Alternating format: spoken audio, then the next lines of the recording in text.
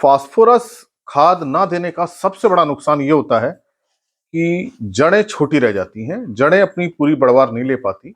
और जब जड़ें छोटी रहती हैं तो ना तो वो सही ढंग से नमी ले पाती हैं, ना वो दूसरे पोषक तत्व ले पाती हैं, जिस कारण से फसल की बढ़वार पर बुरा असर पड़ता है।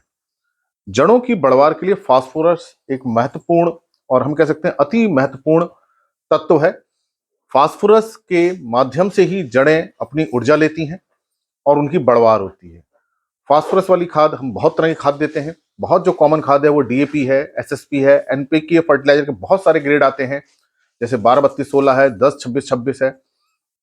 टीएसपी हम देते हैं, ट्रिपल सुपर फास्फेट देते हैं, या अगर हम देखें तो रॉक फास्फेट भी हम देते हैं फास्फोरस के लिए।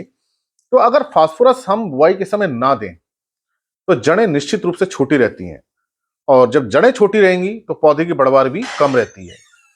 क्योंकि देखिए, जो पौधा जो भोजन बनाता है वो पत्तियों में बनाता है प्रकाश संश्लेषण के माध्यम से, जिसे हम फोटोसिंथेसिस कहते हैं। इन पत्तियों में भोजन बनता है जिससे उसमें ऊर्जा आती है। लेकिन जड़ों के अंदर फोटोसिंथेसिस नहीं होता है, प्रकाश संश्लेषण नहीं होता है, जड़ें मिट्टी के अंदर रहती हैं। तो अब जड़ों में ये ऊर्जा कहां से आएगी? तो पत्तियां जो भोजन बनाती हैं वो जड़ों तक जाता है, उसके बाद फास्फोरस इसको ऊर्जा देता है। अब ये ऊर्जा जो है एटीपी के माध्यम से आती है, जिसे हम एडिनोसिन ट्राइफॉस्फेट, एडिनोसिन डाइफॉस्फेट कहते हैं।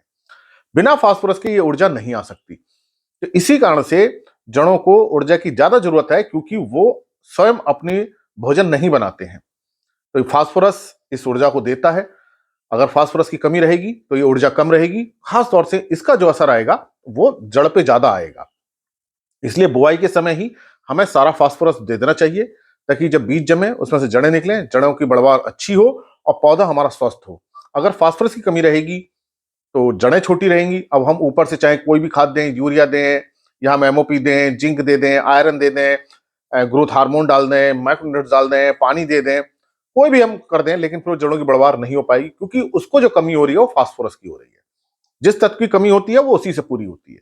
इसलिए कोई भी फसल आप बो रहे हो, चाहे वो धान है, मक्का है, गेहूं है, कोई भी फसल है, चाहे हमारी दलहनी फसलें हैं, चना है, मटर है, मसूर है, चाहे हमारी तिलहनी फसलें हैं, सरसों है, सूरजमुखी है, सोयाबीन है, कोई भी फसल हमारी है, उसमें हमें सारा का सारा फास्फोरस बुआई के समय ही देना चाहिए, ताकि शुरुआत से ही जड़ें अच्छी रहें, जड़ें गहरी जाएं, ज्यादा जड़ें निकलें।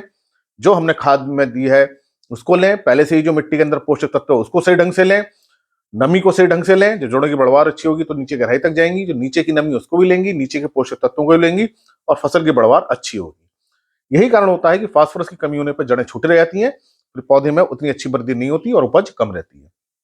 इसलिए आप जब भी फसल बोएं उसका पूरा फास्फोरस, चाहे आप डीएपी से दें, चाहे एसएसपी से दें, चाहे टीएसपी से दें, किसी भी माध्यम से दें, पूरी मात्रा हमें बुआई के समय देनी चाहिए।